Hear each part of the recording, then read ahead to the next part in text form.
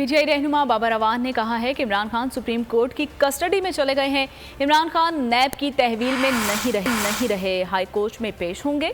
इमरान खान की रिहाई के बाद मीडिया से बातचीत में उन्होंने कहा कि कार्रवाई उसी जगह से शुरू होगी जहां से इमरान खान को अगवा किया गया। सुप्रीम कोर्ट ने तय कर दिया कि कोई मुल्जिम अदालत आया तो गिरफ्तार नहीं होगा, कोई भी अहलकार अदालती हुक्म से अंदर जाएगा। अब किसी को भी इख्तियार नहीं कि वो अहाता अदालत से किसी की गिरफ्तारी अमल में ला सके।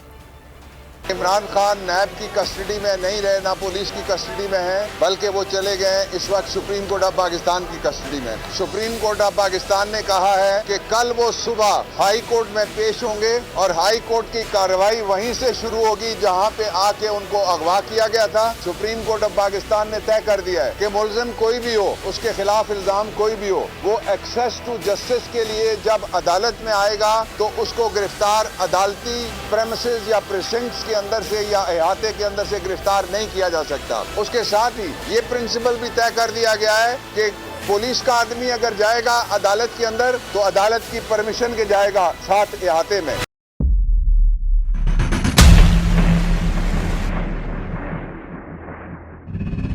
अदालती अहकामात के बावजूद कराची में शुएब शेख के घर को गैर कानूनी तौर पर मिसमार कर दिया गया है।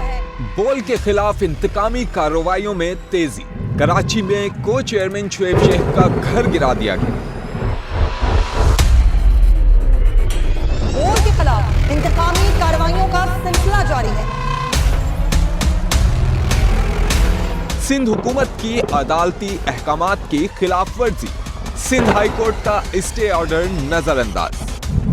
सेक्रेटरी बल्दियात Najam Shah, director land Sabal Islam, director anti encroachment Imran Ahmed को नोटिस जारी। Administrator KMC director Saifur Rehman, DIG south Irfan Baloch, SSP Kemari Fida Hussain को भी फरीक बनाया गया। इससे पहले जो जुल्म के पहाड़ तोड़े गए, शुएब अहमद शेख की जबानी सुनी। 60 दिन का वक्त होता है, 102 दिन के बाद मैं जीत गया, केस बरी हो गया, 102 दिन के बाद अपील फाइल की, एक्सेप्ट कर ली। नहीं करते ना एक्सेप्ट, खत्म हो जाता ना जुल्म यार।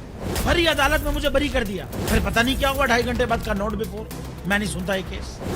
खड़े रहते अपने फैसले पे, मिट जाता जुल्म। अल्लाह ताला ने बिठाया इस इन कुर्सियों पे इनको यार, ये अल्लाह ताला की तरफ से फैसले करने हैं।